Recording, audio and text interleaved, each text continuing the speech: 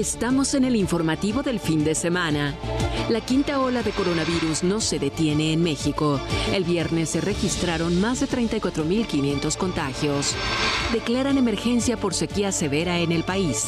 Al menos 187 municipios en toda la República tienen problemas de agua. El senador Alejandro Armenta habló con el informativo sobre la demanda ante la Fiscalía General de la República que interpuso en contra de su primo Ignacio Mier, coordinador de Morena en la Cámara de Diputados. Continuamos en el informativo de fin de semana. Buenos días, yo soy Alejandro Sánchez porque la noticia no descansa. Así seguimos con el informativo de fin de semana de este sábado 16 de julio.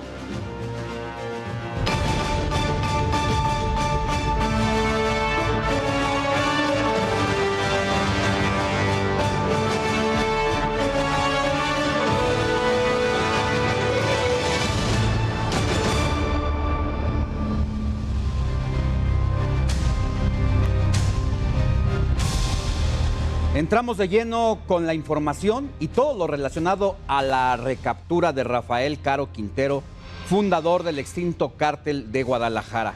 Y es que a sus 39 años de edad, el narco de narcos era el hombre más buscado por la DEA y uno de los 10 objetivos principales del FBI. Su paradero valía nada más y nada menos que $20 millones y sería un perro de nombre Max quien halló a Caro Quintero, esto en medio de un operativo montado por la Secretaría de Marina y la Fiscalía General de la República en San Simón, municipio de Choix, Sinaloa. Hay que recordar que esta captura se lleva a cabo 72 horas después de que el presidente López Obrador se reuniera con su homólogo estadounidense Joe Biden allá precisamente en los Estados Unidos. Sin embargo, y a pesar que la detención de Caro Quintero ocurrió sin que se realizara un solo disparo, la tragedia alcanzó este hecho. Un helicóptero Black Hawk de la Marina se desplomó en la ciudad de Los Mochis, trasladaba a 15 elementos de la corporación, de los cuales 14 perdieron la vida y uno se encuentra gravemente herido. José Rafael Ojeda, titular de la dependencia, ha ordenado una investigación para determinar las causas del accidente. El presidente Andrés Manuel López Obrador, el gobernador de Sonora, Alfonso Durazo, la jefa de gobierno, Claudia Sheinbaum, entre otros funcionarios, han expresado sus condolencias a los efectivos que perdieron la vida y que habían participado precisamente en el operativo de captura contra este narcotraficante. Y mire, una vez que se supo la captura de Caro Quintero, el gobierno de Estados Unidos señaló que buscará la extradición inmediata del capo para que sea juzgado por su presunta participación en el secuestro y asesinato del agente de la DEA Enrique Kiki Camarena en 1980. El fiscal general de Estados Unidos, Merrick Garland, dijo que no hay escondite para nadie que secuestre, torture y asesine a las fuerzas del orden de este país. En tanto, el embajador de Estados Unidos en México, Ken Salazar, sostuvo que se trata de un ejemplo de que la justicia siempre llega. Y asimismo, Estados Unidos emitió una alerta de seguridad para los ciudadanos que se encuentran o planean viajar a los estados de Sinaloa y Sonora, que de acuerdo con las autoridades de este país existe riesgo de represalias tras la captura del narco de narcos. Y con un fuerte dispositivo de seguridad, Rafael Caro Quintero llegó este viernes cerca de las 10:30 de la noche al Centro Federal de Readaptación Social número 1 Altiplano, esto en el Almoloya de Juárez, Estado de México, donde ya pasó su primera noche de prisión. Aquí les presento quién es Rafael Caro Quintero, uno de los fundadores del extinto cártel de Guadalajara. Rafael Caro Quintero, el narco de narcos, es originario de La Noria, Sinaloa. Es recordado por ser uno de los fundadores del llamado Cártel de Guadalajara, junto con su compadre Miguel Ángel Félix Gallardo, el jefe de jefes, y su amigo del alma Ernesto Fonseca Carrillo, Don Neto. Su época de mayor apogeo fue en la década de los 80, cuando comenzó a traficar droga, principalmente marihuana, a gran escala hacia los Estados Unidos. ¿Por qué te dedicaste? ¿Por qué te Me gustó. ¿Por qué? ¿Porque te daba dinero fácil? Porque No, nada es fácil, señorita. En 1985, el líder del cártel de Guadalajara fue detenido en Costa Rica y extraditado a México por estar involucrado en el asesinato de un agente de la DEA, Kiki Camarena, por lo que fue sentenciado a 40 años de prisión. Después de haber pasado 28 años encarcelado en un penal estatal de Jalisco, salió en libertad en 2013. Días después, un juez federal emitió una nueva orden de aprehensión en su contra. Se convirtió en el fugitivo más buscado de la DEA y por el FBI, al ser señalado como el verdadero líder del cártel de Sinaloa. O sea, yo no he vuelto a las drogas, y no voy a volver nunca. Y eso que están diciendo, miente quien lo diga. Están mintiendo. Uno de los mitos más recordados alrededor de la figura de Caro Quintero fue de que se ofreció a pagar la deuda externa de México a cambio de que lo dejaran continuar con sus actividades. Esta oferta la habría hecho al gobierno de Miguel de la Madrid y también al de Carlos Salinas de Gortari. En ese entonces la deuda de México ascendía a $80,000 millones. Existen dos versiones sobre este tema. La primera sostiene que se trató de una parodia del comediante José Natera y la segunda dice que efectivamente se comprometió a hacer el pago, según lo afirmado por la actriz fallecida Carmen Salinas. Con información de Roberto Martínez, Heraldo Media Group.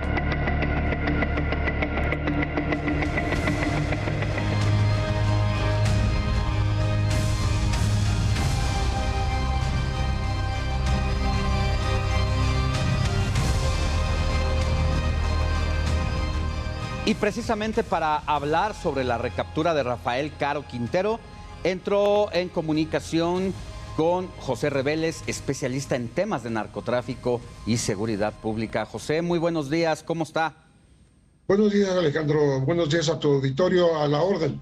Qué gusto saludarle y que nos pueda compartir su punto de vista sobre la captura de este narcotraficante que casi hace 10 años había sido absuelto antes de que se terminara su condena y hubo un fuerte reclamo de los Estados Unidos al gobierno de México. Yo creo que ese reclamo no fue justo porque la DEA debió haber estado pendiente de que Caro Quintero iba ganando un recurso, un amparo tras amparo, y estaba a punto de salir de la cárcel. Ellos son los que se descuidaron. Por supuesto, también se descuidó la Suprema Corte en México y la entonces Procuraduría General de la República. Pero Caro Quintero no se escapó de una prisión. Caro Quintero salió por la puerta grande perfectamente amparado con recursos judiciales. Y ya después de que salió, entonces la DEA brincó y dijo: oiga, ¿cómo lo dejaron salir? No, pues ellos estaban también supuestamente al tanto del asunto, que más les interesa, porque tienen muchísimos años, décadas, tratando de castigarlo por el presunto secuestro, asesinato y tortura de Enrique Camarena Salazar, Kiki Camarena. Entonces, que no vienen al caso esos reclamos. Creo que ahora se les cumplirá esta obsesión por castigarlo, porque seguramente Rafael Caro Quintero va a ser entregado muy rápidamente a los Estados Unidos, porque la orden de aprehensión era con fines de extradición, haciendo caso a una petición de los Estados Unidos. Así es, y ya tenemos un antecedente de un caso de un criminal del Cártel del Noroeste, precisamente, que así como fue capturado, fue llevado a la garita de inmediato para que fuera sentenciado y enfrentara su proceso penal judicial allá en los Estados Unidos, precisamente por lo que señala Pepe de que ya está siendo reclamado desde hace tiempo. Sí, y ahora pues el destino final de Caro Quintero pues será pasar sus últimos días en Estados Unidos. Es muy difícil, que México no quiere ni puede quedarse con él. No tiene caso que aquí haga uso de recursos judiciales nuevamente para tratar de salir de la cárcel. De alguna manera el gobierno de México le está mostrando una voluntad de cooperación al de Estados Unidos, como decías hace rato, 3 días después de la entrevista de Andrés Manuel López Obrador con Joe Biden.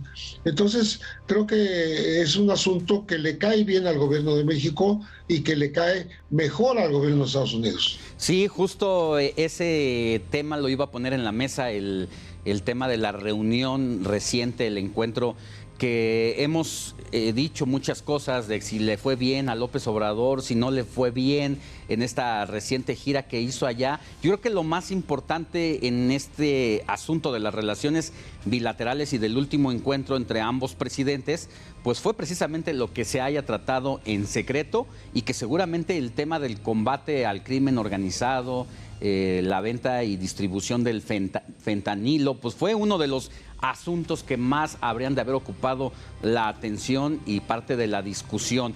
Y entonces uno dice, ¿es realmente el jalón de orejas? ¿Fue tan duro que México se reactiva y detienen a uno de los más buscados? ¿O nos compramos la otra versión, la de que se andaba buscando al Chueco, el asesino de los padres jesuitas, y de manera accidental se le encontró a Caro Quintero en la sierra? Pues no es muy cercano Choix de la zona en donde buscan al Chueco, pero yo más bien pienso que, como ya era usual en los últimos años, el gobierno de Estados Unidos le tiene más confianza a la Marina que al ejército mexicano. Y le dio la información a la Marina, alguna agencia de inteligencia de Estados Unidos, para decir, ya lo tenemos localizado y lo pueden capturar.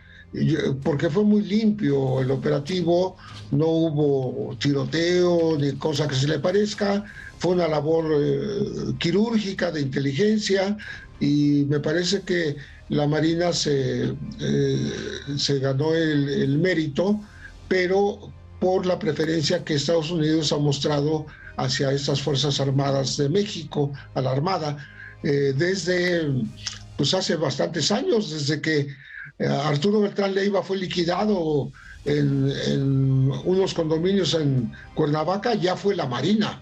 Estamos hablando de del 16 de diciembre de 2009. Entonces, creo que ahí hubo una colaboración que pronto saldrá a la luz, porque había otra versión que no me convence mucho, de que los chapitos habrían entregado a Caro Quintero porque les era incómodo, ¿no?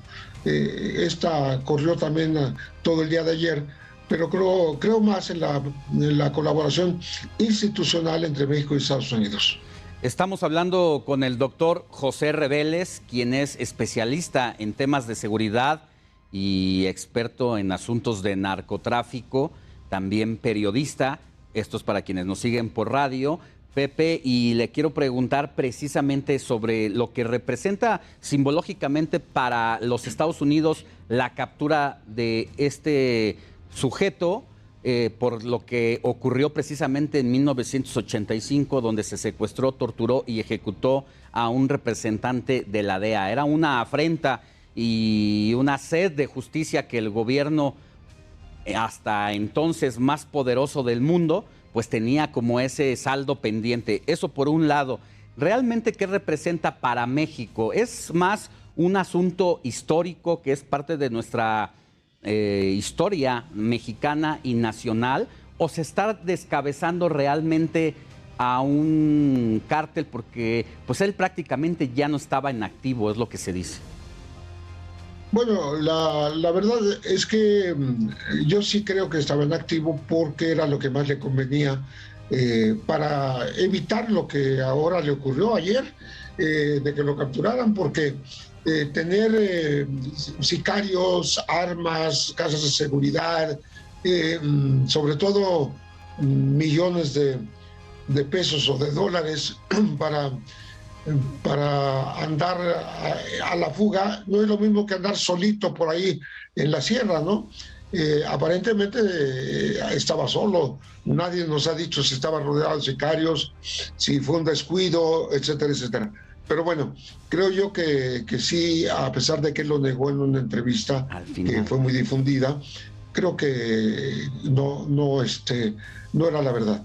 Él participó sobre todo en Sonora, en la costa del Pacífico, un poquito en el Triángulo Dorado, en la parte de Sinaloa, también en Nayarit y la zona cercana a Puerto Vallarta. Ahí tiene muchos terrenos y es un conocido capo del tráfico de drogas en esos sitios. Entonces, creo que ahora que lo capturaron, sí se va a desatar alguna violencia porque alguien va a querer ocupar ese sitio que dejó, ese hueco, y muy probablemente ahí entren en juego los hijos del Chapo Guzmán, de Joaquín Guzmán Loera. Entonces, esa es para mí la situación. Sí va a generar esta disputa interna que ya viene de tiempo, pero que ahora se acrecienta con la captura de Caro Quintero, sobre el liderazgo, la hegemonía dentro del cártel de Sinaloa, que le siguen disputando a Ismael El Mayo Zambada, pero él sigue siendo el indiscutible capo histórico del cártel más poderoso de México. El Mayo Zambada, de quien pues poco se habla como el que tiene el control precisamente de los cárteles de la droga, y de que pues también las autoridades poco se refieren a él, incluyendo las del gobierno de los Estados Unidos.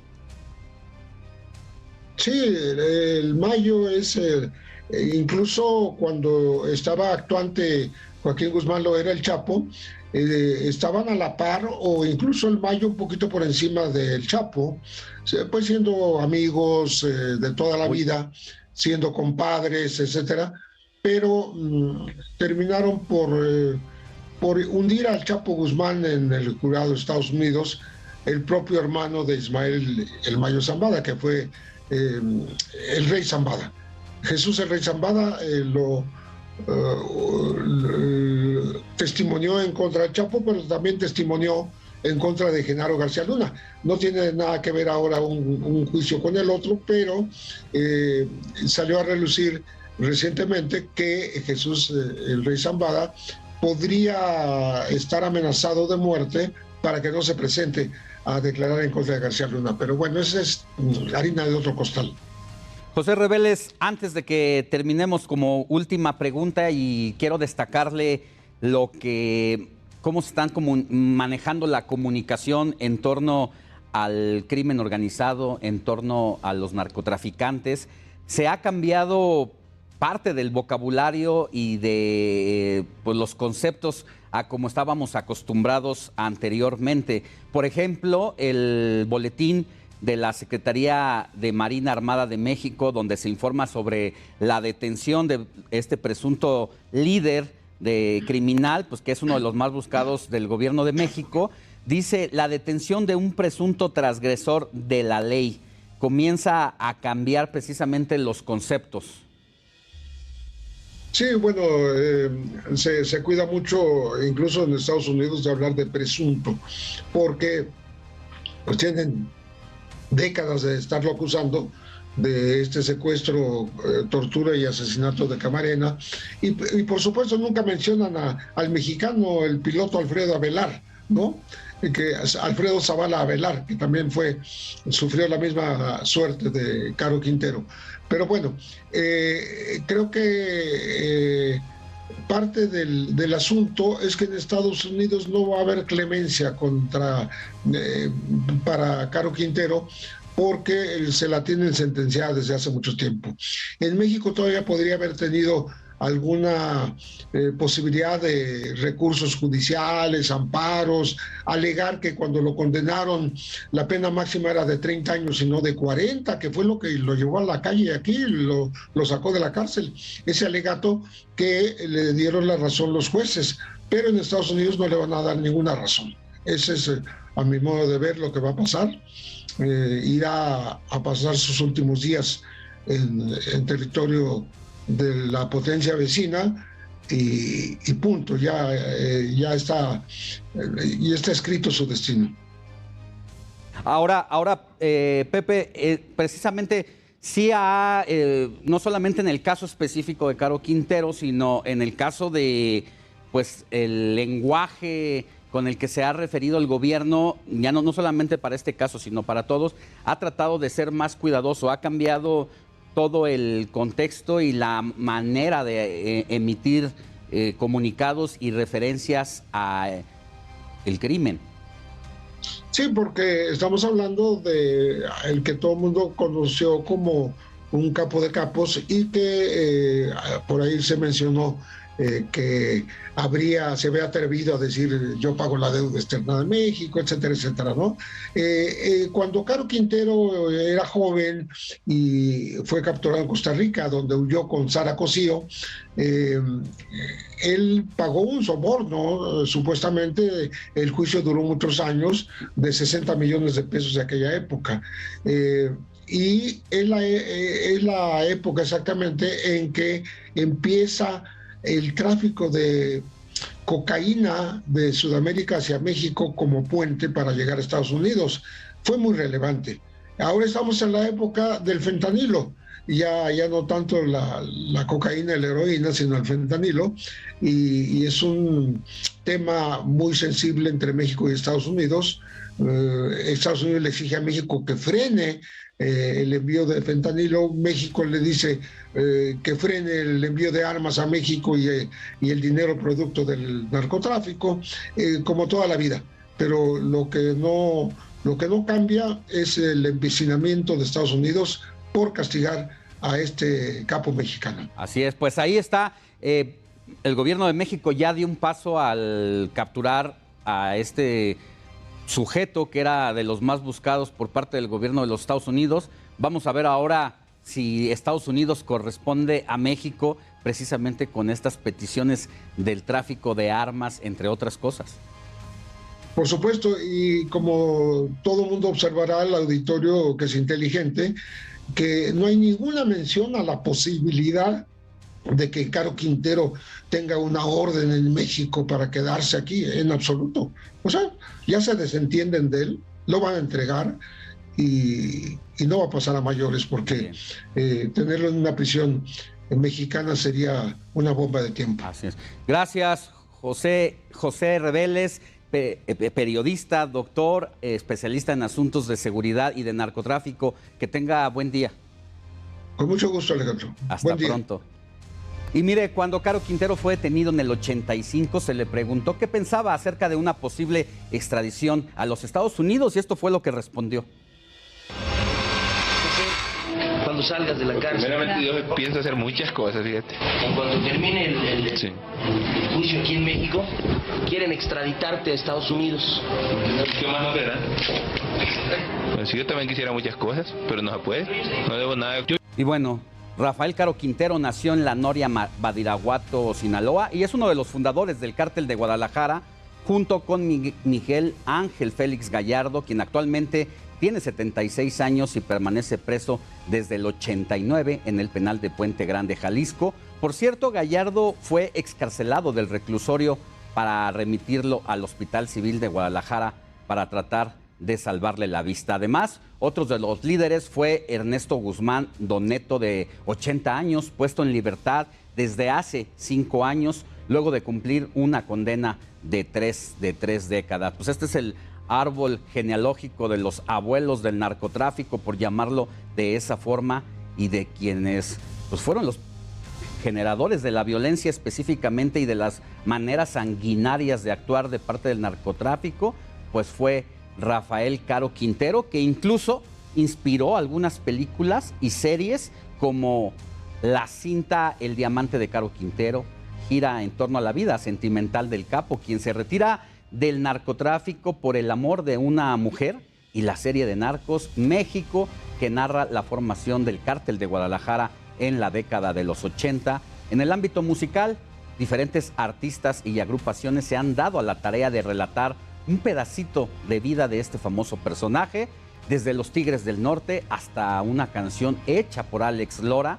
Por otro lado, existen algunos mitos alrededor de la vida del narco de narcos, entre los cuales el que dice que pagaría la deuda externa. También se desconoce si fue cierto que se desenmascaró a los luchadores del como el Santos y Tiniebla en una fiesta privada. Y por otro lado, su supuesto romance con la actriz Lucía Méndez. Vamos a una pausa y volvemos con más información.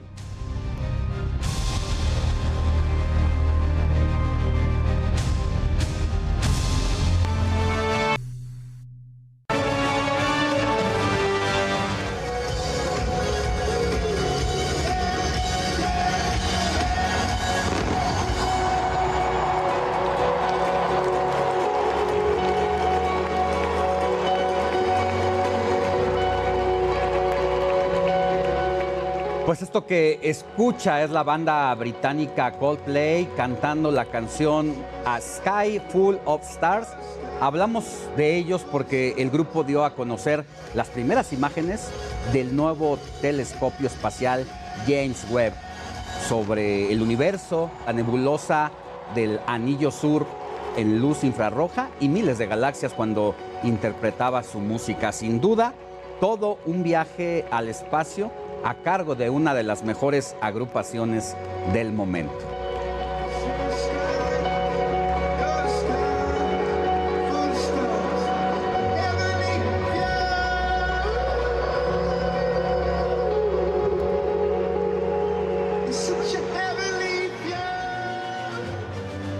Vámonos a otros asuntos y temas que no debemos olvidar. Ya llegaron a suelo mexicano los 25 féretros con connacionales. Son migrantes que anhelaban una mejor vida, buscaban un sueño o una estabilidad, pero no pudieron lograrlo, pues la vida les jugó una mala pasada. En el primer vuelo arribaron Gustavo del Estado de México, María y Yomar de Guanajuato, Josué de Oaxaca, Marcial de Querétaro, Yair, Giovanni y Misael de Veracruz. En el segundo vuelo, Juan del Estado de México, Efraín y José de Guanajuato, Javier y Mariano de Oaxaca, Francisco, Mayra y Fernando de Zacatecas.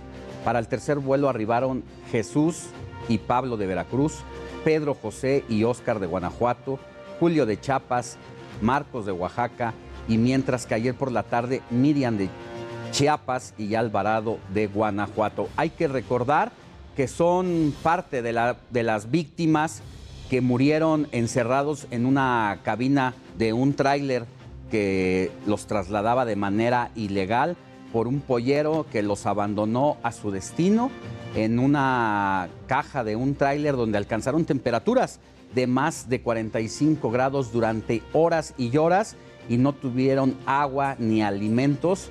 Algunos todavía se debaten entre la vida y la muerte. Las lesiones fueron de consideración porque se les destruyeron la mayoría de los órganos, pero ya estas víctimas lamentablemente ya están aquí en México, han llegado a su patria después de casi un mes. Vamos a cambiar de información y vamos al estado de Puebla porque ya suenan los candidatos rumbo a la gubernatura del 2024. Uno de ellos es el presidente del Tribunal Superior de Justicia, Héctor Sánchez, quien dejó entrever que está interesado en participar en la contienda. Esto mientras que el coordinador de los diputados de Morena en la Cámara Baja, Ignacio Mier Velasco, dio a conocer que será en agosto cuando defina su participación o no por la gubernatura del estado.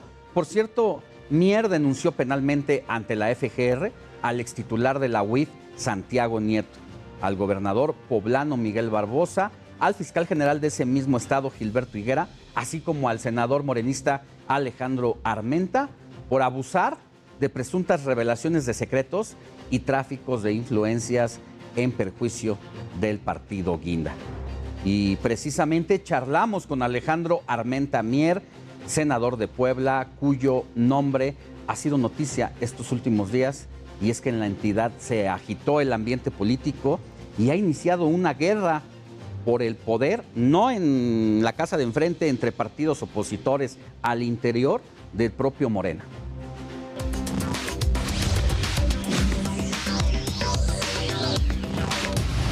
Estamos con el senador Alejandro Armenta, quien nos visita al Heraldo Televisión. Senador, mucho gusto. Gracias Alex, gracias al Heraldo Televisión por esa oportunidad de comunicación. Vamos a empezar con las preguntas. Venga, ¿Usted pues. cuida lo que toma y lo que come? Sin duda, cada vez más. Entre más juventud acumulada tenga, más me cuido. ¿Le declaró la guerra a las refresqueras? No, a los edulcorantes. Está publicando usted un libro. Sí, a favor de la niñez, a favor de los adultos mayores y de las comunidades indígenas para que cuiden su salud, el derecho fundamental a la vida. ¿Nos está causando graves problemas la obesidad en el país? Sin duda, primer lugar en obesidad infantil entre 200 naciones, segundo lugar en obesidad en adultos mayores y sin duda es grave ser la diabetes mellitus la segunda causa de muerte en México. ¿Ha tenido bajas en la familia de eso?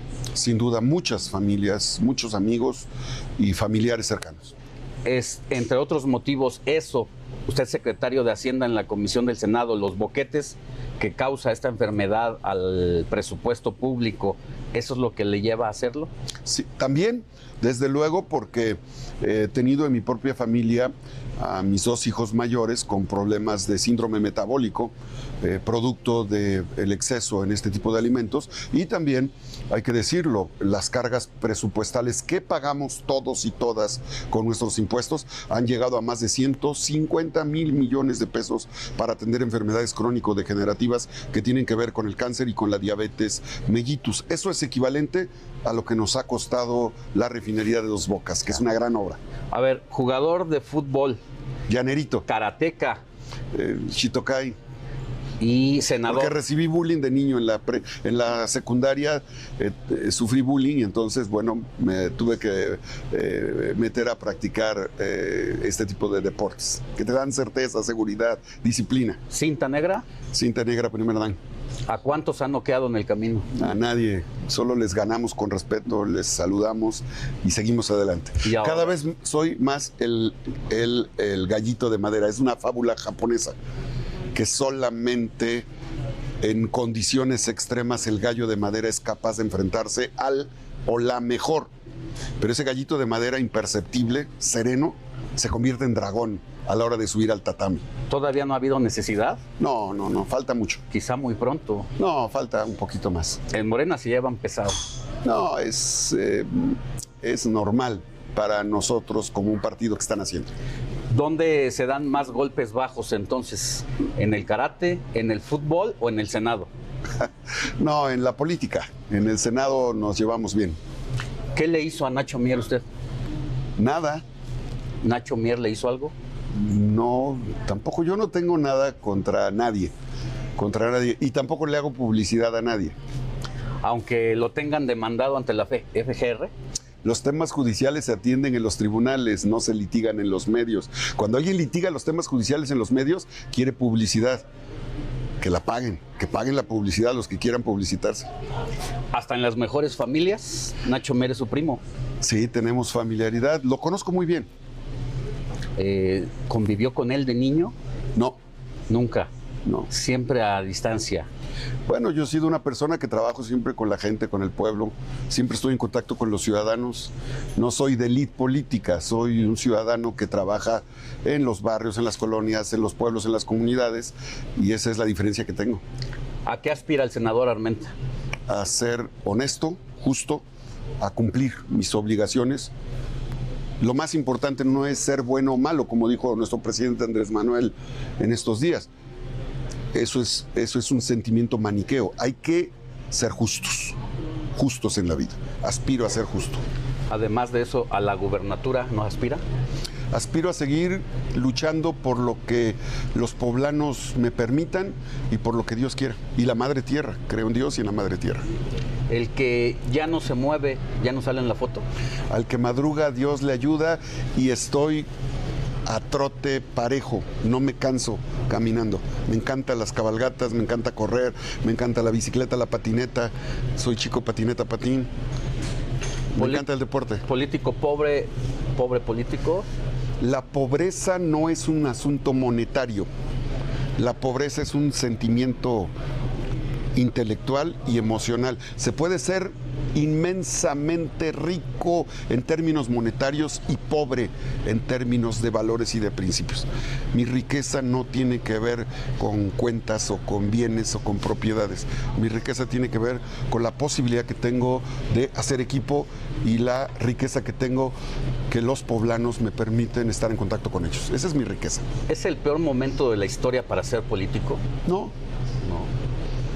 Ya no pueden jalar tan fácil y si jalan ahora se les observa. No robar, no mentir, no traicionar debe de ser una obligación de todas y de todos los que estamos en Morena y de todas y todos los que hacen política. Para los que se dedican a la corrupción, al tráfico de influencias, al desvío de recursos, al lavado de dinero, a hacer empresas fantasmas, al chantaje, a la corrupción, todos los momentos deben ser malos, porque los ciudadanos deben de denunciar. Hoy se llega al poder, se asumen cargos y se dice, es que los del gobierno pasado, los del gobierno antepasado, ¿es irresponsable? Hay que entender la historia para no cometer los errores del pasado, hay que vivir el presente con justicia y hay que hacer prospectiva. Soy administrador público de profesión, egresado de la Benemérita Universidad Autónoma de Puebla, Lobo Buap. Soy egresado de la maestría en Administración del Instituto de Administración Pública y del Instituto Nacional en el doctorado en Administración. Esto significa que hago prospectiva, planeación estratégica. Tienes que revisar el pasado, entender el presente y proyectar el futuro. Trabajo en equipo, siempre en equipo, pensando en la evaluación diaria, semanal, mensual, trimestral, semestral, para que los objetivos y las metas que te propones se logren. ¿Usted para qué quiere el poder? Hay quien tiene el poder pero no puede. Es muy importante. El poder es la acción que permite que las cosas sucedan, que suceda la justicia, que suceda la seguridad. Nuestro país es un país rico, el estado de Puebla es un estado rico.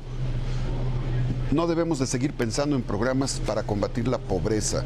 Tenemos que lograr que se distribuya la riqueza de manera equitativa. Por eso, desde la presidencia de la Comisión de Hacienda, he promovido la justicia tributaria. Los que ganan más deben de pagar más, los que ganan menos deben de pagar menos. Por eso los bancos deben de pagar impuestos, por eso las empresas mineras que se llevan el oro, la plata, el zinc, el litio, las tierras raras, los minerales estratégicos, deben de pagar la deuda de nuestro país.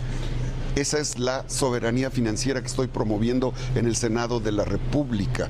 7 de cada 10 concesiones mineras que extraen la riqueza de nuestro país son extranjeras. Que paguen la deuda para que nosotros podamos, con el servicio de la deuda, hacer carreteras, hospitales, escuelas, seguridad en todas las colonias, inversión productiva, corredores agropecuarios, vías férreas, puertos, aeropuertos, refinerías. Somos un gran país, somos un país rico, somos un estado rico.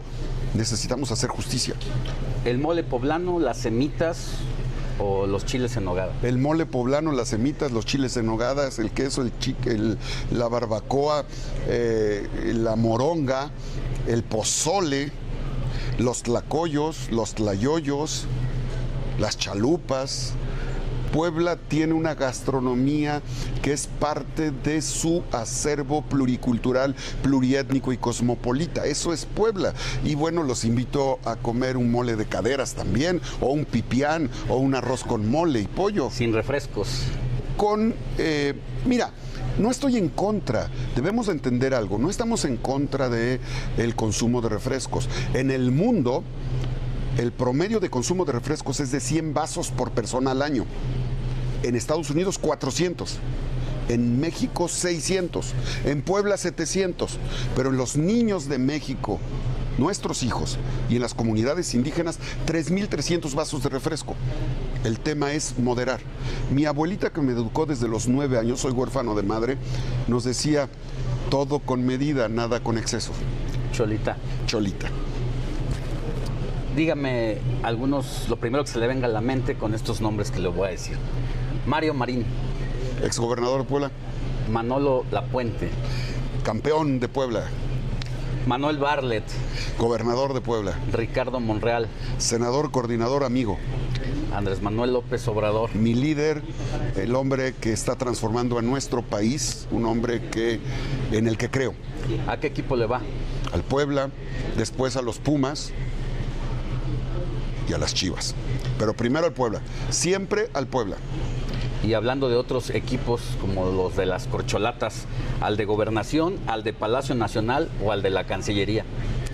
Yo estoy al servicio de Morena. ¿Quién llegue a la final? Debemos de unirnos. Debe de haber una gran capacidad de conciliación. Humildad para reconocer que nadie gana solo ni puede solo.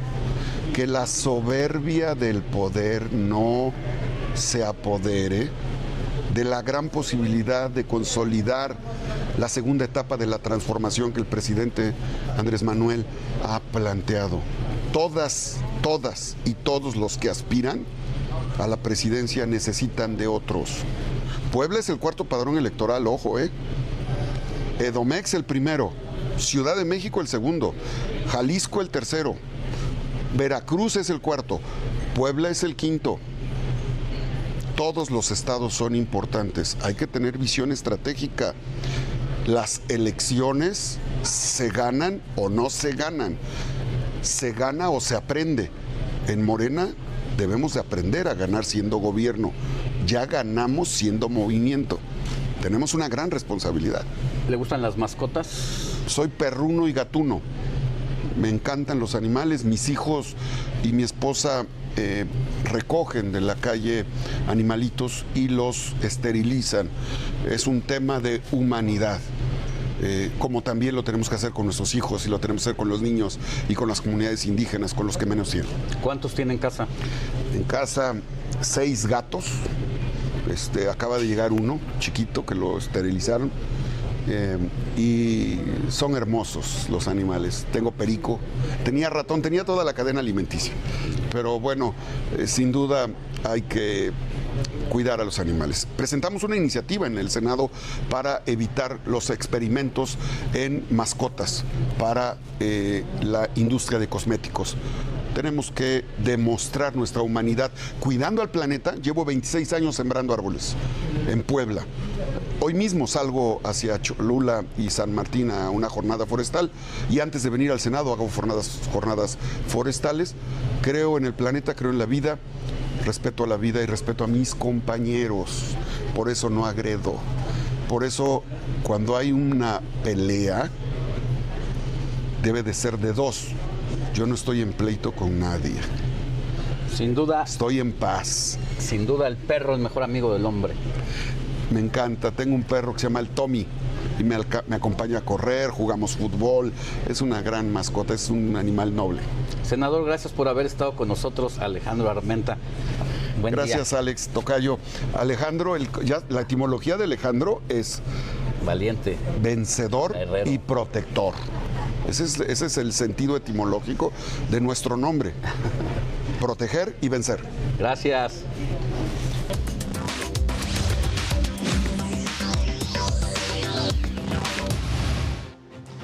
Ahora vamos a hablar sobre el agua que se ha convertido en toda una disputa debido a la sequía que presenta nuestro país. Como muestra, vecinos de la colonia Lomas de Temecatl en Tlalpan retuvieron por unos minutos a agentes ministeriales que realizaban un operativo en 2 domicilios, ya que se oponían a que los uniformados aseguraran tomas clandestinas de agua potable. Sí, así como lo está leyendo, ya no solamente tomas clandestinas o huachicol de energéticos, sino ahora de agua potable. Incluso los vecinos llamaron con campanadas de la iglesia a otros pobladores para impedir que fueran liberados. Sin embargo, tras un diálogo, quedaron en libertad los agentes y a la par se aseguró una toma clandestina y hubo un detenido identificado como Luis N. ¿Qué tiempos estamos viviendo? Ya sabíamos que en algún momento de nuestras vidas íbamos a pasar por una situación así y ojalá que esto sirva para hacer conciencia y cuidar el líquido. Y para hacer frente a este problema, la Ciudad de México, así como el Estado de México, van a invertir 300 millones de pesos para recuperar el caudal de agua del Bosque Colorines en Michoacán. Con esta medida se garantizará el líquido para zonas de las 3 entidades a través del sistema Cutzamala. precisamente este pacto surgió porque también la sequía ha pegado en esta región. Datos de la Conagua arrojan que las presas del Estado de México que comprenden el Cutzamala presentan 42.38% de abastecimiento. La zona más afectada del país, sin duda, es el norte y puntualmente Nuevo León, donde la presa Cerro Prieto sigue en ceros, aunque por las lluvias recientes se elevó unos 10 centímetros, pero aún es insuficiente para que vuelva a operar, ya que le faltan algo así como 50 o 60 centímetros. Y la sequía es tan grande en nuestro país que la Comisión Nacional del Agua declaró el comienzo de un estado de emergencia por sequía extrema. Esto indica que el día cero se acerca y hay un grave problema al que nos estamos enfrentando. El día cero se acerca para nuestro país. El agua se ha diluido. Y es que México declaró el inicio de emergencia por sequía severa, extrema o excepcional en cuencas para este año. Afecta el 90% del territorio nacional. Esto de acuerdo a lo publicado en el Diario Oficial de la Federación, que se basa en el monitoreo de sequía de la Conagua. Casi 7 de cada 10 municipios no cuentan con todo el líquido que necesitan, al igual que 571 ayuntamientos. La región más afectada es la Franja Norte. En estados como Baja California y Sonora, el termómetro marca más de 45 grados centígrados. En Nuevo León, la ausencia de lluvias ha provocado un desabasto de agua y una sequía en las presas abastecedoras, La Boca y Cerro Prieto. 30 municipios de Tamaulipas enfrentan algún grado de sequía, 12 de ellos es severa. En el Bajío, el panorama es el mismo. La zona industrial y agrícola no tienen la suficiente agua para su producción. Prácticamente todos los municipios de Aguascalientes presentan algún grado de sequía. Según Conagua, son 4 los niveles de sequía. Moderada, cuando las cuencas de un municipio están al 80% de su almacenamiento. Sequía severa, cuando los niveles son menores al 65%. Sequía extrema, cuando la capacidad es menor al 40%. Y a excepción, cuando la capacidad de almacenamiento está por debajo del 25%. Así, la crisis del agua que se ha convertido en un martirio para millones de mexicanos. Iván Márquez, Heraldo Media Group. Y mire, los 5 estados que registran sequía extrema son Chihuahua, Sonora, Coahuila, Baja California y Baja California Sur. Es decir, gran parte del norte del país está sufriendo esta sequía, pero no todas son malas noticias, pues se prevén lluvias muy fuertes en estados como Sinaloa, Nayarit, Jalisco, Michoacán y Guerrero. Lluvias fuertes en Durango, Colima, Guanajuato, Estado de México, Morelos y Oaxaca, mientras que intervalos de chubascos con lluvias en Sonora, Zacatecas, Querétaro, Hidalgo, Veracruz, Puebla, Ciudad de México y Chiapas. Y lluvias aisladas se presentarán en Baja California Sur, Yucatán y Quintana Roo. Así la situación de las sequías por un lado y las intensas lluvias por el otro. Hay que tomar previsiones. Y vámonos a leer mensajes de la audiencia. Mire, muy buen día a todo el equipo del informativo de fin de semana. Soy Javier Flores del Estado de México. Alex, de casualidad, ¿sabes qué autos no circulan este sábado? Por favor, pues la respuesta es: el hoy no circula aplica para todos los automóviles con holograma 1 solamente y con terminación de placas impares, es decir, 1, 3, 5, 7 y 9, además de todos los de holograma 2 y foráneo.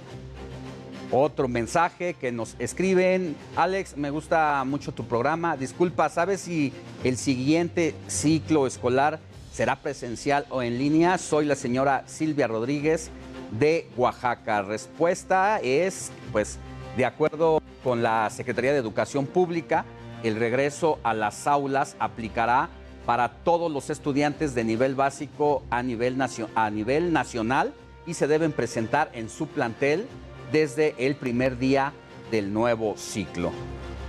Otro mensaje alcanzamos a leer antes de irnos a una pausa. Muy buenos días, Alejandro. De casualidad, ¿tendrás el dato de qué estaciones de la línea 2 del Metrobús cerrarán y cuándo? Soy Luis Hernández. Sí lo tenemos. Va a ser, ahora le digo, el cierre va a ser el cierre de la línea 2, se efectuará a partir de este domingo 17 al 23 de julio y estará de la estación de Santa Marta a Jalpa. Durante los días sin servicio se podrán disponer de unidades de la RTP. Así las cosas. Bueno, nosotros vamos a una pausa y volvemos con más información.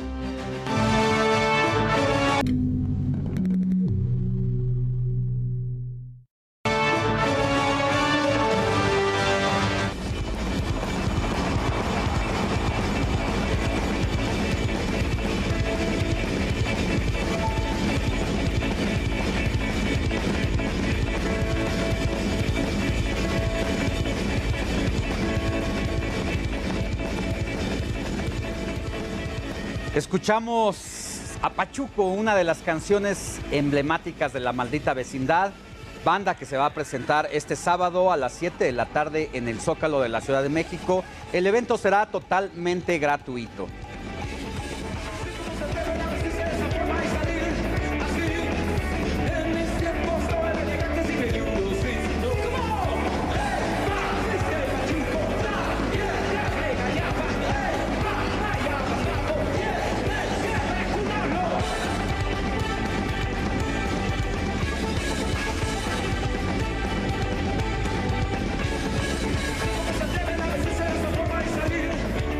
Y vámonos hasta el Zócalo de la Ciudad de México, donde precisamente está Israel Lorenzana dándonos todos los pormenores de lo que va a ser este concierto gratuito de una de las bandas más importantes del rock mexicano, pero también de cronista de la capital del país. Mi querido Isra, muy buenos días.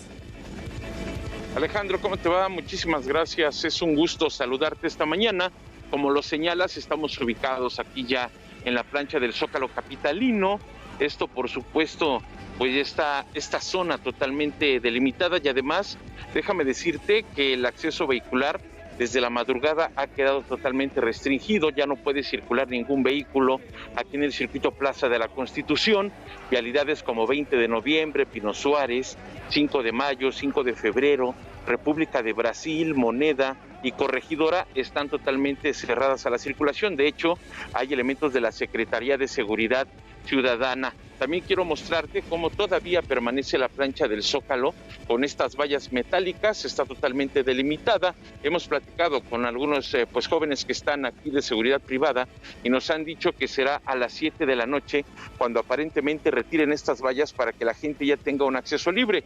Ya lo comentabas bien, será a las 7 de la noche cuando comience este concierto totalmente gratuito del grupo de rock mexicano La Maldita Vecindad y los Hijos del Quinto Patio.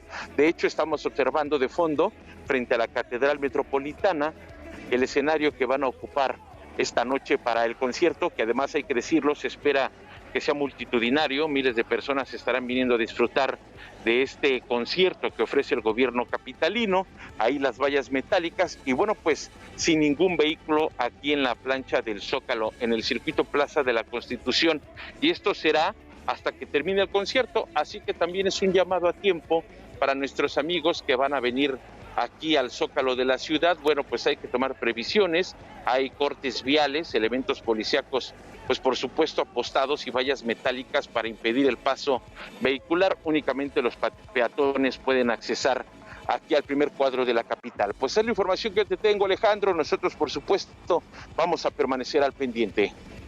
Gracias, Israel Lorenzana. Si tú te quieres quedar al concierto, pues aprovecha. Ya no te muevas de ahí porque al rato va a ser imposible entrar. Faltan 10 horas, cómprate una torta por ahí y nos sirve que mañana nos haces un enlace en vivo también.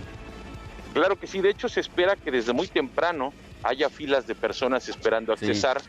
La verdad es de que esto no se da todos los días y sí vale la pena, por supuesto, estar aquí para apreciar esta música que además, bueno, pues seguramente también es de tus tiempos. Nosotros la vivimos de jóvenes y hay que disfrutar de música del Pachuco Mayor.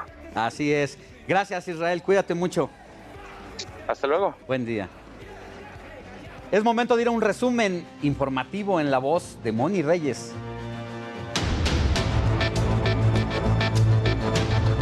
Resumen informativo. Claro que sí, Alex, con muchísimo gusto. La tendencia de contagios por COVID-19 sigue a la alza en nuestro país. En las últimas 24 horas se reportaron 34.567 nuevos casos. Con esto suman 6.408.443, mientras que los decesos fueron 85 para un acumulado de 326.420. La Procuraduría Estatal de Derechos Humanos abrió un expediente de queja en contra de policías municipales de Purísima del Rincón, Guanajuato, luego de que introdujeran armas a una escuela secundaria y se las prestaran a estudiantes para que aprendieran a usarlas. Rocío Nale, titular de la CENER, aseguró que en México se garantiza la seguridad de la energía a través de la CFE, esto durante su participación en el Consejo de Administración de la estatal. A los 81 años murió la reconocida fotógrafa mexicana Lourdes Grobet. En 2014 fue reconocida con la Medalla al Mérito Fotográfico en el Encuentro Nacional de Fonotecas. Los abogados del exsecretario de Seguridad Pública, Genaro García Luna, solicitaron aplazar la fecha del inicio del juicio contra su cliente hasta el 9 de enero al señalar la complejidad del caso. La Cámara de Representantes de Estados Unidos votó a favor de restaurar el derecho al aborto en todo el país, esto luego de la decisión histórica de la Corte Suprema que anuló este derecho. Elon Musk presentó este viernes un recurso ante la justicia estadounidense para que el proceso legal en su contra por una demanda de Twitter no se realice antes del próximo año. Sobre la captura de Rafael Caro Quintero, el doctor José Reveles indicó en el informativo fin de semana que México no se puede quedar con el capo, por lo que la extradición hacia los Estados Unidos será rápida.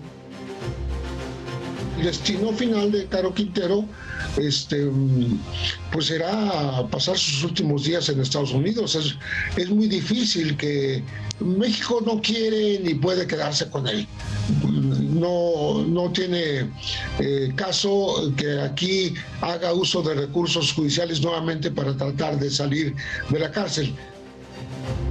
Ese es el resumen más importante hasta el momento. Alex Sánchez, regresamos contigo. Gracias. Muchas gracias, querida Moni Reyes. Que tengas buen día y más adelante volvemos contigo. Aprovecho para darle el WhatsApp del informativo al 55 91 63 51 19. Si usted tiene alguna queja que hacer, alguna duda sobre alguna información o servicio, con gusto aquí se la damos. Vamos a cambiar de información porque la inflación en México es un serio problema que está afectando a los bolsillos de las familias mexicanas. Se dice que para el segundo semestre del año, a casi 40 millones de mexicanos no les alcanzará para adquirir todos los productos de la canasta más básica, además de que este hecho también impactará en las personas que se encuentran endeudadas, ya que el incremento en la tasa de interés del Banco de México hará casi imposible que puedan hacer frente a este problema. Desde la CEPAL incluso se proyectó que México sumará 2.5 millones de pobres a finales de año a causa de esta inflación que estamos viviendo. Alrededor, veamos esto. A cubrir el mínimo de la canasta básica. Esto se debe a que esta cantidad de personas ganan entre 1 y 2 salarios mínimos, es decir, 4,816 pesos. Y el valor de la canasta alimentaria urbana asciende a cerca de 2,000 pesos, por lo que se debe invertir más del 40% de los ingresos solo en este rubro. Desde el Laboratorio de Análisis en Comercio, Economía y Negocios de la UNAM, se detalló que para el segundo semestre del año será visible esta problemática en el 68% de la población. Asimismo, se dijo que el aumento en la tasa de interés del Banco de México no está fomentando ni el ahorro ni el consumo, ni contiene el incremento de la inflación. De acuerdo con la CEPAL, debido a los efectos de la inflación en el poder adquisitivo, este año la pobreza en México crecerá en 2.3%, lo que representa 2.5 millones de personas. Fernando Galván, Heraldo Media Group. Y mire, a partir del lunes, el pan, sí, el pan dulce, el pan blanco, que es uno de los alimentos más consumidos por los mexicanos, va a subir de precio. La empresa Bimbo anunció incrementos en el costo de sus productos, esto a pesar de que la firma se había sumado al paquete contra la inflación y la carestía que lanzó el gobierno de México hace apenas unas semanas.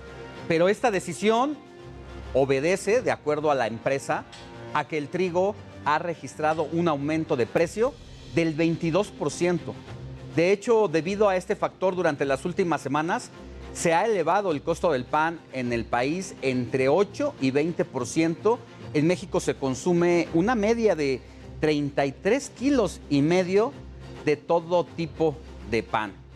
Y para hablar de la inflación en nuestro país, hago contacto con Pedro Tello Villagrán, él es consultor en economía. Pedro, muy buenos días, ¿cómo está? Alejandro, muy buenos días, gracias por el favor de la invitación para conversar sobre este tema que a todos preocupa y evidentemente, particularmente a las amas de casa. ¿Cómo les explicamos a las familias mexicanas, a la ama de casa que va al mercado todos los días y que trata de estirar los recursos de lo que está pasando y por qué está siendo afectado su dinero en este momento, Pedro? Yo diría tres cosas para entender dónde estamos parados en este momento. La inflación se ha convertido, o la carestía, que es una palabra que es de uso más común, se ha convertido ya en el enemigo público número uno de la economía personal, de las finanzas familiares y particularmente de las amas de casa que día a día tienen que hacer literalmente malabares para poder administrar de la mejor manera posible el gasto familiar. Segundo, tenemos inflación en este momento en niveles que México no había registrado durante más de 2 décadas. Eso habla de la magnitud del problema que estamos enfrentando. Y tercero, y lo más importante, tendremos inflación para rato. Las estimaciones indican que, si bien le va a la economía mexicana, la inflación va a permanecer por lo menos hasta el último trimestre del año siguiente. Así que nos espera inflación todavía por lo menos para 15 meses más, lo que sin duda alguna es un desafío mayúsculo para quienes trabajan con un salario fijo, pero particularmente para quienes administran el presupuesto familiar. Es decir, Pedro, estamos en la antesala de una crisis de las más severas e importantes de los últimos años, ni siquiera la del 2009, cuando la recesión económica en Estados Unidos también nos pegó fuerte, otras anteriores. ¿Podemos llegar hasta ese nivel? Yo desearía que no, pero en materia económica es, yo diría, inadecuado descartar posibilidades como la que usted señala. En este momento la economía mundial y particularmente la economía de México se debaten frente a la necesidad urgente de poner un freno a la inflación. Solo que para frenar la inflación, la medicina que se tiene que aplicar, Alejandro, auditorio, es la de aumentar las tasas de interés. Y cuando en una economía aumentan las tasas de interés, eso significa que si usted utiliza con frecuencia su tarjeta de crédito, va a empezar a pagar cada vez más por el uso del dinero plástico. Si usted tiene un crédito contratado a tasa variable personal o de nómina, significa que le van a cobrar más por tasas de interés. Así que esta medicina amarga lo que provoca es, por una parte, que para enfrentar un problema que es la carestía, nos generan un daño colateral muy importante, que es tener que desembolsar todavía más por el crédito que ya veníamos utilizando. Así que cuando la economía mundial y la economía mexicana enfrentan esta circunstancia, la medicina amarga es inevitable.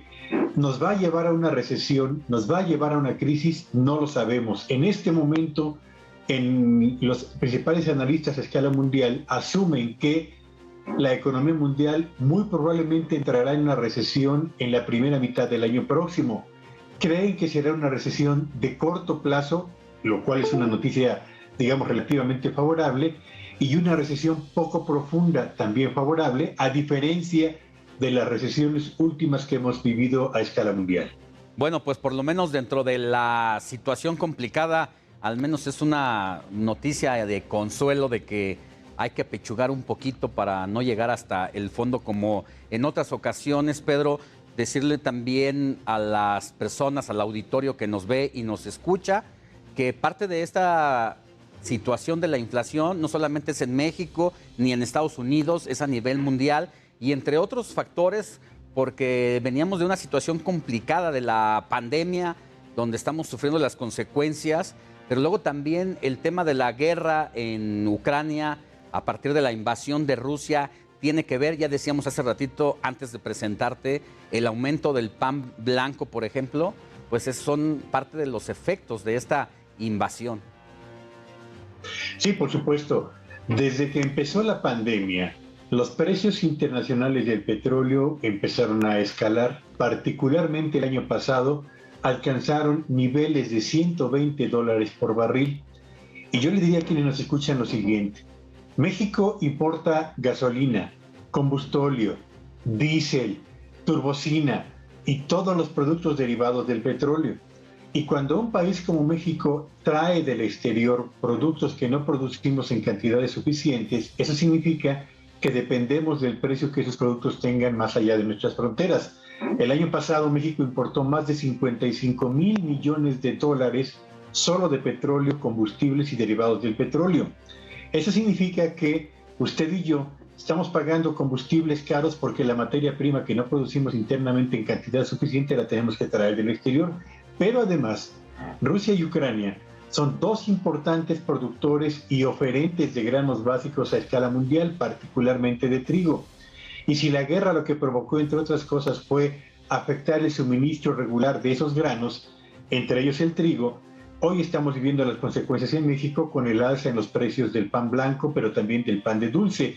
Lo que ha anunciado Bimbo y lo que vemos en las panaderías es el ejemplo claro de ello. Y agregue usted además lo siguiente. Los precios de los minerales que utiliza la industria de la construcción, la industria manufacturera, etcétera, incluso insumos que se utilizan en la agricultura para producir fertilizantes también están en niveles muy elevados y van a seguir así por algunos meses más. Así que diría yo, citando a un clásico de la literatura, que las presiones inflacionarias en México y a escala mundial todavía gozan de cabal salud y consecuentemente la inflación aquí y más allá de nuestras fronteras va a permanecer, de modo pues que hay que administrar muy inteligentemente el presupuesto personal y familiar, uno, y dos, la recomendación que me parece más importante, liquide tan pronto como sea posible aquella deuda que tiene usted contratada en su tarjeta de crédito y contrate un financiamiento bancario, sí y solo sí, tiene usted la tranquilidad y la garantía de mantener su empleo y el ingreso suficiente para poder pagar en tiempo y forma ese crédito. ¿Por qué? Porque en lo que resta de este año todavía vamos a ver en México 4 incrementos más en la tasa de interés. Así que cuidado con el presupuesto, manejo inteligente de la deuda y a conservar también el empleo. Sí, no es el mejor momento para endeudarse, para pedir un crédito. Lamentablemente muchas familias pues se ven en esa penosa necesidad a raíz precisamente de que la inflación sube los costos, de que hay menos pues capacidad laboral en algunos casos y uno pues fácilmente recurre al banco para solicitar un crédito. El consejo que da es bastante interesante de que si no hay necesidad de veras extrema, mejor no lo haga, hay que dejar que pase con estas perspectivas que nos dan los especialistas de que van a venir tiempos mejores en lo inmediato, que no vamos a tardar tanto y de ser necesario ni tampoco considerarías que, por ejemplo, quien estaba pensando comprar un departamento, una casa, que pudieran aguantar un poquito. Es una cuestión muy importante esta que señalas, Alejandro.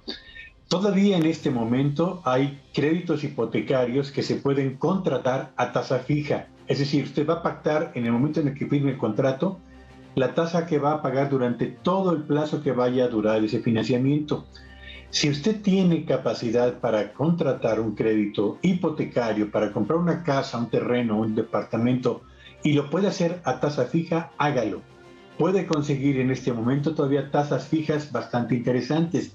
Por el contrario, si a usted le ofrecen un financiamiento a tasa variable, eso significa que Si la tasa de interés aumenta, y acabo de decirle que va a haber 4 aumentos por lo menos, va a haber 4 aumentos más este año, y no sabemos cuántos vaya a haber el año siguiente, significa que esos aumentos a usted se los van a aplicar en el financiamiento que contrate. Por eso, sí y solo sí contrate un crédito si tiene un empleo y una fuente de ingresos estable. 2, recomiendo créditos a tasa fija. Y 3, liquide tan pronto como sea posible el crédito más caro, que es el de su tarjeta de crédito. Pedro Tello, muchas gracias por haber estado con nosotros y por estos consejos que brinda a la audiencia que los necesita hoy más que nunca. ¿Dónde se le puede seguir en sus redes sociales? Sígame en Twitter en @PTelloVillagrán. Y Alejandro, agradezco esta oportunidad de conversación con usted y la atención de quienes nos han honrado con su presencia. Gracias y buenos días. Muchas gracias. Hasta pronto. Vámonos a más información y ahora es momento de ir con Melissa Moreno a la agenda cultural, que ya es fin de semana y nos tiene buenas opciones. En la agenda cultural de esta semana les traigo un libro a favor de la lectura. Vamos a ver de qué se trata.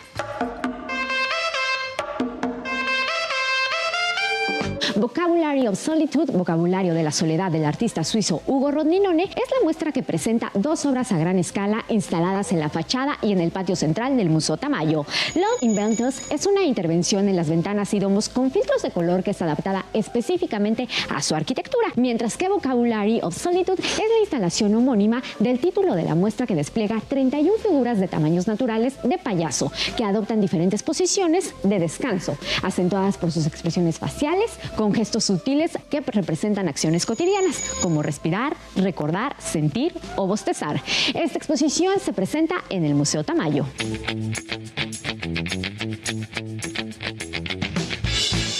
Manifiesto por la lectura de Irene Vallejo nació a petición de la Federación de Gremios de Editores de España como un texto a favor de la lectura, y como es su estilo, Irene fue más allá de lo solicitado, ya que en él, además de defender la lectura, indaga en los orígenes del cuento y en los valores del libro, además de mostrar cómo la palabra escrita puede ser sanadora, reconfortante e inspiradora. Manifiesto por la lectura es editado por Ciruela.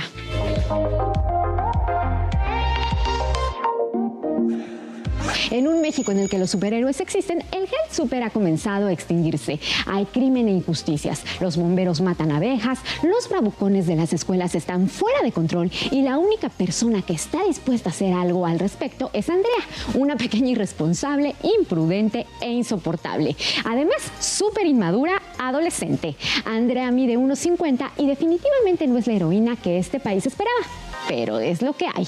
Tras una exitosa temporada de la teatrería, llega al Teatro Helénico la puesta en escena 245 actos de maldad extraordinaria.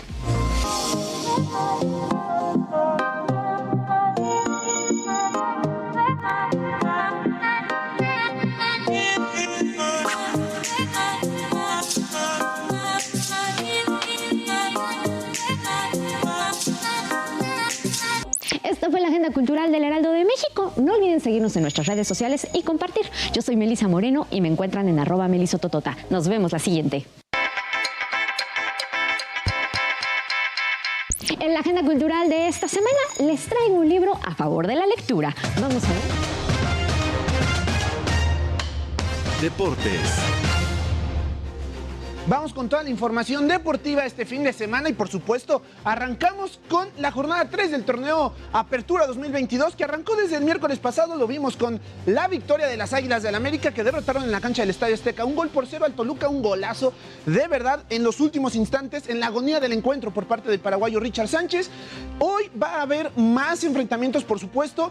Juega el Atlas, el bicampeón, también juegan las Chivas esta tarde. Por ahí hay que estar bastante pendientes, pero realmente solamente son 2 encuentros los que se van a llevar a cabo el día de hoy, porque en la noche viene un poco de lo que es el plato fuerte de la jornada, indudablemente. ¿Por qué el América adelantó su encuentro? Pues precisamente porque hoy en la noche va a estar enfrentando al Chelsea, a este gran equipo de la Liga inglesa. El partido será ya en suelo estadounidense a las 9 de la noche.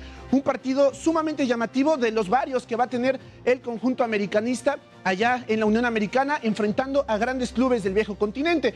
También se estará midiendo frente al Manchester City y frente al Real Madrid. De hoy frente al Chelsea se habla que puede debutar con el conjunto blue el extremo Raheem Sterling, que precisamente llega del City, y en el City, enfrentando al América, claro, estaría debutando posiblemente el delantero noruego Erling Haaland, la bomba del verano. Y hablando precisamente de este tema, pues ha habido muchos partidos de equipos mexicanos en estos últimos momentos y también en los próximos días, en las próximas semanas, en las que estarán enfrentando equipos europeos. Por ahí vimos el miércoles en Ciudad Universitaria a los Pumas recibir al Celta de Vigo, en donde empataron, y pues fue una gran tarde, ¿no? Un gran espectáculo para toda la afición que le gusta el fútbol en nuestro país. También de la misma manera, el día de ayer en la cancha del Estadio Azteca, el América Femenil empató frente al Bayer Leverkusen de Alemania, y pues ahí está la agenda futbolística. Y nada más para platicarlo, no lo podemos dejar pasar, el asunto del Mundial de Fútbol Bandera que se llevó a cabo en los Estados Unidos, en donde las mexicanas, el equipo femenil, quedó campeón, invictas incluso, derrotaron en la final a las locales, a los Estados Unidos, y se quedaron con la medalla de oro, mientras que la rama varonil quedó en tercer lugar, si bien cayó en semifinales frente a Italia.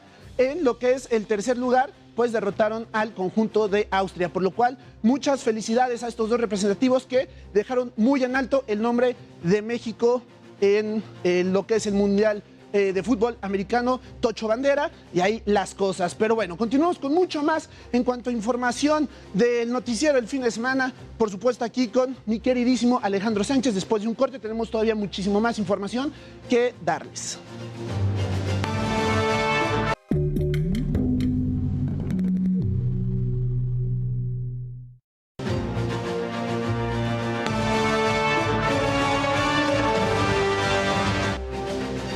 Ya estamos de regreso en el informativo de fin de semana. Muchas gracias por continuar con nosotros. Recuerden nuestro número de WhatsApp 55 91 63 51 19 para que nos comente, nos escriba alguna queja, alguna denuncia. Aquí se la pasamos de manera inmediata. Y es momento de ir con Luis Ramírez de Mundo Inmobiliario, el hombre que más sabe de este sector y que nos va a dar ahora consejos, porque cuántas veces no conocemos, o en algunos de los casos, que no es el mío, pero seguramente le han intentado hacer fraude por venderle un terreno, una casa. De esto nos va a hablar Luis Ramírez. Adelante, Luis. Gracias, Alex. Gusto saludarte. Buenos días. Y bueno, en efecto, desafortunadamente está muy en boga una serie de fraudes a personas que quieren comprar un inmueble o que bien quieren también rentar. Vamos, los compradores y los inquilinos buscan hoy sobre todo y desafortunadamente en redes sociales. ¿Por qué digo desafortunadamente? Porque es el medio en el que más se han dado estos fraudes, hay que decirlo con todas sus letras, Alex, y bueno, para ello es muy importante primero entender que pues se debe buscar a un agente inmobiliario. Los agentes inmobiliarios, y aquí la recomendación, no van a cobrarle nunca al comprador, pero tampoco le van a comprar al inquilino. En ese orden de ideas, pues vale la pena, si no les van a cobrar, pues que justamente se acerquen a uno de estos profesionales inmobiliarios, agentes inmobiliarios que estén agremiados a alguna asociación o a una marca inmobiliaria. Pero esto es bien importante que lo conozcan, porque a veces no nos acercamos, creemos que nos van a hacer la vida imposible o que nos van a cobrar. Luego, lo segundo es no dar dinero. Es importante no dar ningún anticipo, no pagar nada hasta no ver la propiedad. Por supuesto que la pandemia nos trajo la costumbre de ver propiedades a través de las redes sociales, a través de videos, recorridos virtuales. Sin embargo, es bien importante cerciorarse antes de pagar, antes de dar algo. Y recuerden algo, un refrán popular mexicano que me encanta, que dice papelito habla. Fíjate, han sido tantos los fraudes que ahora ya las autoridades y las propias agencias inmobiliarias, los desarrolladores, pues han buscado establecer la nueva norma que ya entra en vigor en estos días, una norma que permitirá a los consumidores justamente firmar un contrato que esté registrado ante la Profeco.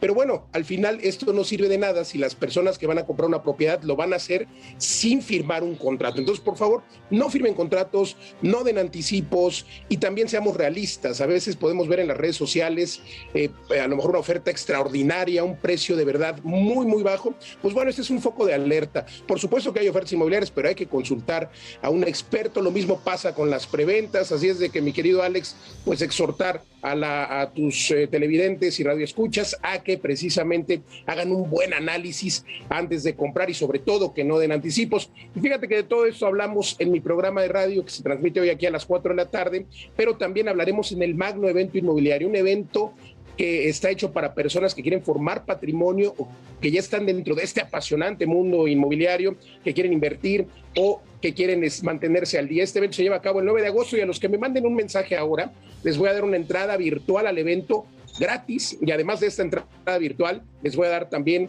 un ebook, un libro donde les diré 5 lugares donde invertir ahora mismo con grandes ganancias de capital. ¿Qué tienen que hacer? Pues seguirme en todas mis redes sociales, mi querido Alex. Me encuentran en Facebook, en Twitter, en Instagram, como Luis Ramírez Mundo Inmobiliario. Solamente mándenme un mensaje y con mucho gusto les estaré mandando este ebook y su entrada al Magno Evento Inmobiliario que se llevará a cabo este 9 de agosto. Esperamos contar con tu presencia, querido Alex. Y bueno, pues mantenerse informados, y antes de pagar algo, insisto, con este tema de los fraudes, por favor acérquense a una asociación inmobiliaria. Hay muchas, solamente pónganle en Google asociación inmobiliaria o una agencia inmobiliaria por tu zona, y sin duda es mucho mejor ir acompañado de un profesional que hacerlo uno mismo, sobre todo cuando hay este tipo de temas. Así es. Muchas gracias, Luis. Lo que nos dices viene muy ad hoc a lo que nos decía nuestro especialista en temas económicos, que decía que independientemente de la inflación y lo que está pasando, sí puede contratar a una buena tasa, a la tasa fija, un crédito hipotecario, comprar una casa, un terreno. Y lo que nos planteas de que para evitar fraudes, pues ya si le piden dinero es que algo está mal. Así que por ahí, y te escuchamos hoy a las 4 de la tarde a través del Heraldo Radio 98.5 de FM. Gracias, Luis. Por favor, Alex, gracias. Buen día. Buen día. Buen día. Y mire, vamos a cambiar de tema. Charlamos con Ricardo Mejía Verdeja, subsecretario de Seguridad Pública Federal. El funcionario nos dijo si sigue creyendo o no en la política de los abrazos, no balazos del presidente López Obrador, y también se confiesa sobre sus aspiraciones para competir por la gubernatura de Coahuila el próximo año. Esta es la charla.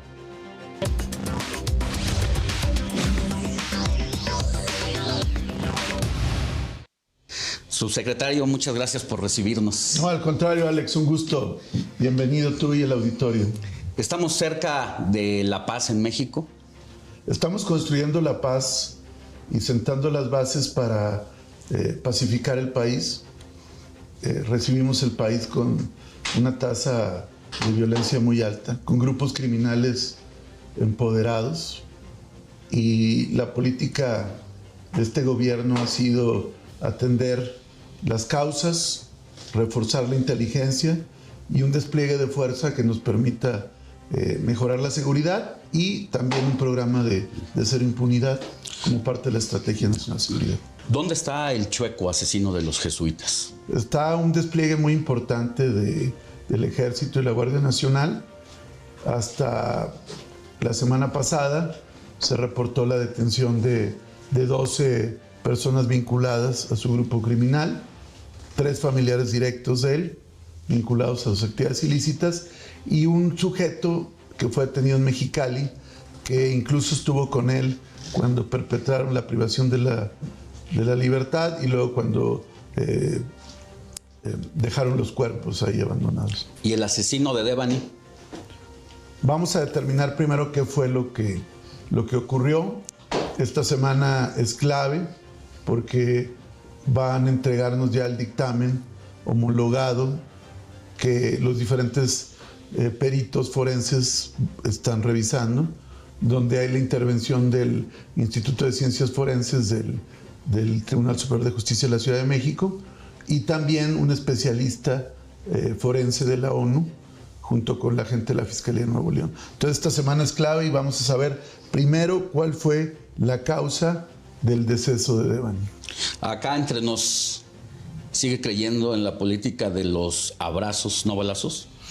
Bueno, abrazos, no balazos no significa, como dice mi secretaria Rosa Isela Rodríguez, que estemos cruzados de brazos. Como el presidente lo dice, buscamos una sociedad más fraterna y solidaria y atender las causas que originan la violencia. Por eso pretendemos, es un ideal, pretender que la gente sea más fraterna. Pero eso no significa que no haya un despliegue de seguridad muy importante en todo el país. Hoy hay cuarteles de la Guardia prácticamente en todos los estados, en todas las regiones. Hay fuerzas de seguridad federal, pero sobre todo una participación muy importante de nuestras Fuerzas Armadas.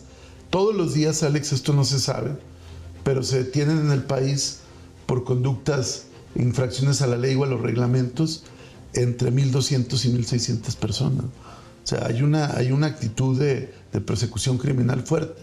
Pero eso no significa, como a veces buscarían algunos, que el Estado mexicano, el gobierno, pues se convierta en un ente generador también de violencia y que la violencia la combatamos con más violencia, o que la frontera entre quien asesina y comete este tipo de actos reprobables también los haga el Estado. Esa es la gran diferencia. ¿Duerme bien el subsecretario? Pues duermo bien el tiempo que puedo dormir, sí, claro. ¿Cuántas horas está durmiendo al día? Pues entre 4 y 5 horas más o menos. ¿El que no se mueve no sale en la foto? No, eso ya quedó en la historia. Esa frase era de Fidel Velázquez. Se la estoy diciendo al revés. Ajá. Antes se decía, el que se mueve no sale en la foto. Hoy okay. es, el que no se mueve no sale en la foto. Bueno, hay que moverse para salir en la foto. O hay que aguantarse un rato, como quiera la foto te lo cuento, ¿no? ¿El PRI está muerto? No, yo creo que no está muerto. Yo creo que en política nadie muere. Como decía un político francés de la época de la Revolución Francesa, en política se muere para volver a nacer. O sea, tampoco podemos ser las exequias de ninguna organización política, pero creo que hay otras fuerzas hoy más posicionadas. El mapa político del país ya cambió y hay también organizaciones que cumplen ciclos históricos. Yo creo que eso es lo que está pasando. ¿De Acapulco o de Coahuila? De Coahuila, pero también debo reconocer que tengo un cariño por Acapulco y por muchas partes del país, por México. Yo también me he desarrollado en la Ciudad de México. Creo yo que en esta sociedad moderna de hoy uno tiene muchas identidades y el que uno tenga una identidad con un lugar no significa que no la tengas con otro. Es como el México norteamericano. Siempre va a querer a México, aunque también genera su identidad en el lugar donde vive. Pero yo me siento orgullosamente coahuilense y tengo un cariño muy especial por Guerrero también. ¿Para qué quiere el poder de Coahuila? Para transformar, fundamentalmente, y para combatir la impunidad. Coahuila hay mucha impunidad, sobre todo en el tema de la deuda, que lo que se conoce, Alex, habría que ubicar realmente la dimensión de este pasivo, pero lo que se conoce es que son cuando menos 40,000 millones de pesos, son 5,000 millones de intereses al año, y no hay un solo responsable de este atraco monumental a los coahuilenses. Y esto nos afecta. Además, la impunidad engendra más impunidad y tenemos que cerrar este círculo. ¿Ya lo pensó bien? Ya lo pensé bien, estoy decidido. ¿Le ha dicho algo el presidente sobre esta decisión? ¿O no, el presidente es muy respetuoso y evidentemente yo sigo cumpliendo mi encomienda con toda responsabilidad. El hecho de que pueda estar yendo en mi tiempo libre los fines de semana a Coahuila no significa que en ningún momento deje de desatender mis funciones. Más en la sociedad hipercomunicada de ahora, pues uno siempre está conectado y siempre está disponible. ¿Cómo ha sido su experiencia de trabajar con la primera mujer secretaria de Seguridad del Gobierno Federal? Un aprendizaje, la verdad. Rosa Isela Rodríguez no solamente es una gran mujer, sino una gran profesional. Yo quiero decirte que le he aprendido mucho y que es una mujer no solamente muy profesional, sino muy generosa, a la que le he aprendido y que me ha permitido con una gran disposición que yo pueda también desarrollarme dentro de esta secretaría. El programa, por ejemplo, de Cero Impunidad, que yo dialogo todos los días prácticamente de las acciones que desarrollan. Ella con mucha generosidad me ha permitido que yo lo lleve a cabo y Y la verdad, esto confirma que las mujeres están preparadas para todo. Viene una interna dentro del partido. En caso de que a usted le corresponda la titularidad de la candidatura, ¿qué dejaría en la Secretaría de Seguridad y qué se lleva de la Secretaría? Bueno, lo que viene en primer término es nombrar al coordinador de la defensa de la Cuarta Transformación y después vendrán ya los tiempos propiamente electorales. En la primera estación, digamos, en lo de la coordinación, creo que sobre todo en Coahuila hay que defender la Cuarta Transformación, porque este gobierno y esta camarilla corrupta que se ha apoderado del gobierno en Coahuila es detractora permanente del presidente de la República, de los programas del presidente, no solo en seguridad, sino en salud. Casos, Alex, como estar boicoteando la regularización de vehículos de procedencia extranjera. Entonces, sí, quien coordine la defensa de la 4T tiene que tener muy claro lo que hay que hacer, y yo me siento totalmente preparado para ello. Evidentemente, si esto llegara a darse, pues yo cerraré un ciclo muy importante en mi carrera profesional y de servidor público en esta área, y creo yo que ha sido un privilegio, sin duda, ser parte de la construcción de esta nueva estrategia de seguridad. Creo que el legado más importante es el que ha construido el presidente, la creación de la Guardia Nacional, privilegiar la inteligencia, la creación del Registro Nacional de Detenciones y un conjunto de políticas que paulatinamente empiezan a rendir frutos. Se va a la disputa una cueva priista donde inició la revolución. En caso de ganar, ¿no va a culpar al neoliberalismo y a los del pasado? Bueno, lo que sí tenemos que hacer es una revisión, una comisión de la verdad, porque hay muchos expedientes abiertos. Yo no creo en el borrón y cuenta nueva, tampoco en la afrenta personal que hay que... Pero sí es importante saber exactamente qué fue lo que pasó.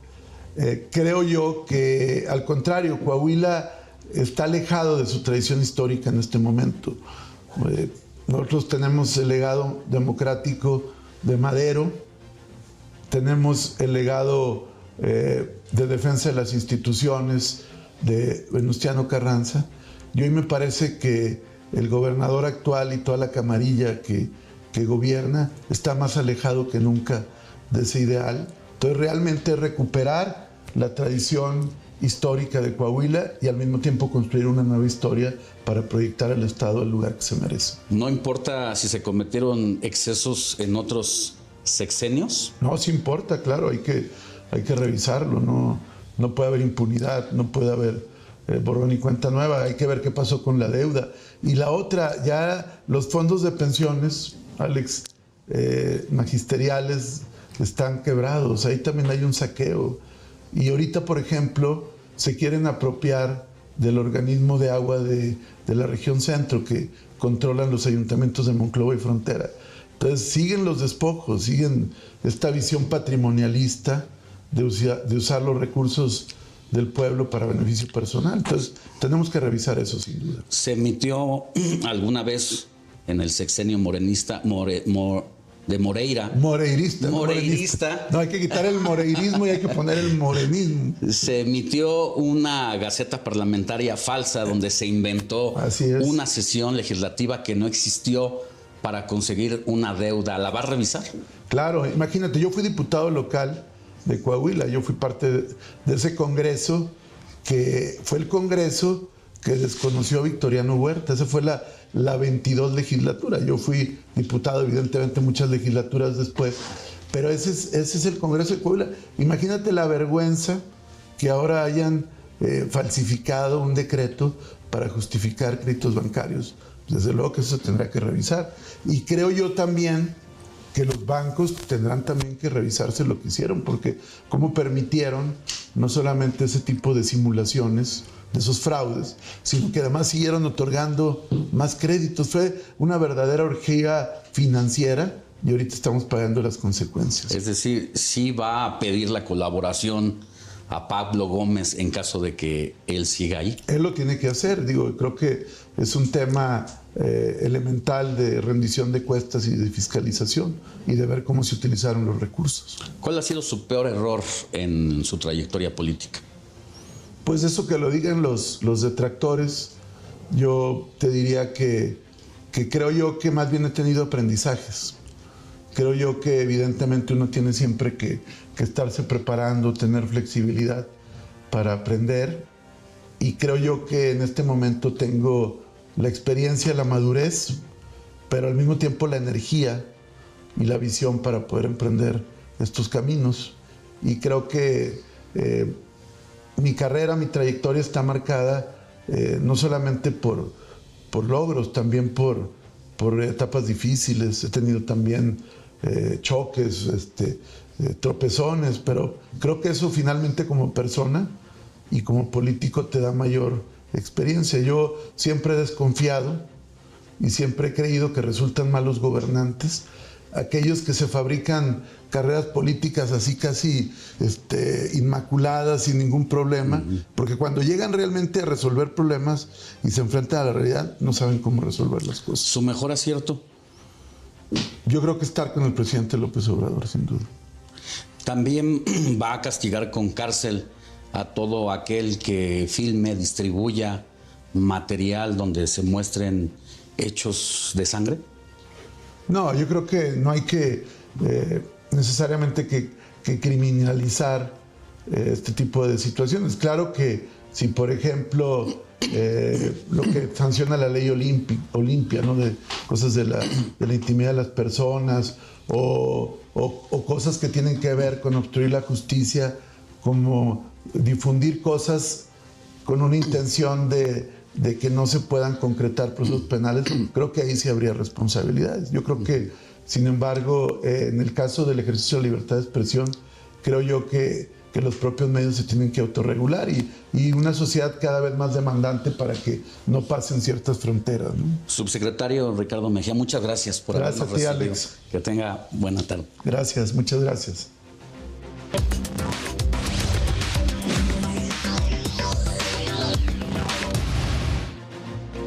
En la agenda del presidente Andrés Manuel López Obrador para este sábado 16 de julio se contempla la inauguración de una planta procesadora de Nestlé ubicada en el puerto de Veracruz. Este nuevo proyecto será generador de empleos en el estado, planta que está ubicada sobre la carretera Veracruz-Soledad, de Doblado, a la altura de la comunidad de Santa Rita, zona rural del estado. Y mire, después de más de 3 meses del caso de la desaparición de Devani Escobar, este lunes se darán a conocer los nuevos resultados periciales sobre su muerte, según informó el subsecretario de Seguridad y Protección Ciudadana, Ricardo Mejía. El cuerpo de la joven fue exhumado el pasado 1 de julio por autoridades federales y de la Fiscalía Especializada en Feminicidios de Nuevo León, luego de que el Poder Judicial concedió la autorización legal para realizar la tercera necropsia. El Comité de Emergencia de la OMS se reunirá el próximo jueves para determinar las medidas que deben adoptarse contra el brote actual de la viruela del mono y analizar si es necesario declarar una emergencia internacional por la enfermedad cuando los casos superen los 10,000. En más de 60 países esto ocurrirá y a finales de junio una primera reunión del mismo Comité de Emergencia no consideró necesario declarar aún la emergencia internacional por la viruela del mono, aunque mantuvo el riesgo moderado por el brote.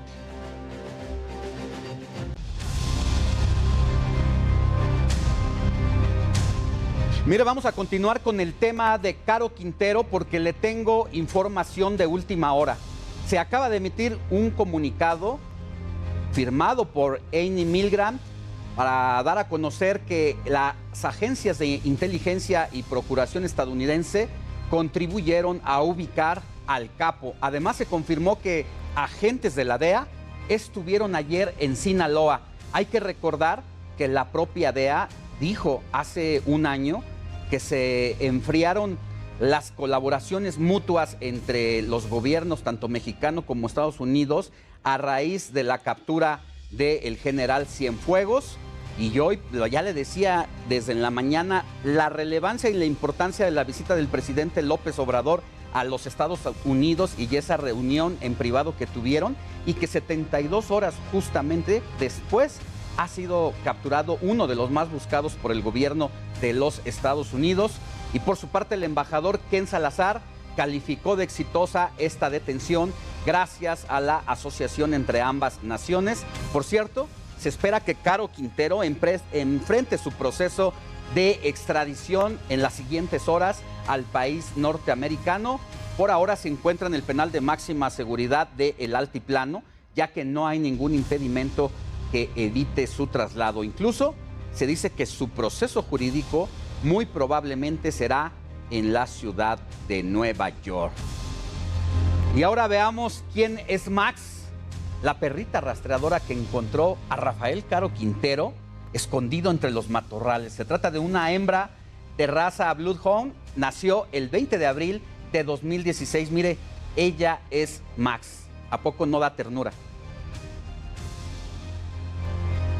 Y mire, ya le decía, pues, que la perrita Max fue clave para dar con el capo más buscado por la DEA. Así que una heroína de este hecho, en el que además se capturó a este personaje, hay que destacarlo, sin un solo disparo. Hay que recordar que después de la captura, un helicóptero que trasladaba a 15 marinos se vino abajo, se desplomó, fallecieron 14, uno está gravemente herido y se hace esa investigación. Hay versiones extraoficiales que dicen que no se debió a un derribe intencional, sino que hubo sobrepeso, que a la hora de subirse todos a la aeronave no contaron el número de pasajeros y que ese helicóptero solamente permite 12 personas y iban 15 a bordo. Hasta aquí la información en el informativo de fin de semana. Yo soy Alejandro Sánchez, les espero mañana en radio a través del 98.5 de FM desde las 7 hasta las 10 de la mañana. Gracias por haber estado con nosotros. Éxito.